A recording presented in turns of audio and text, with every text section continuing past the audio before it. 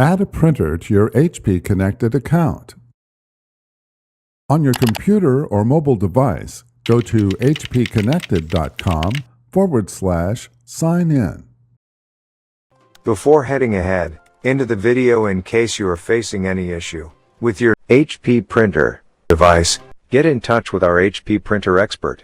If you already have a printer associated with your account, select Add Printer. Otherwise, the Add Printer screen loads automatically. Enter the claim code from the printer info page that printed when you enabled web services on your printer. If you do not know how to print a new info page, try the guided tour to assist you.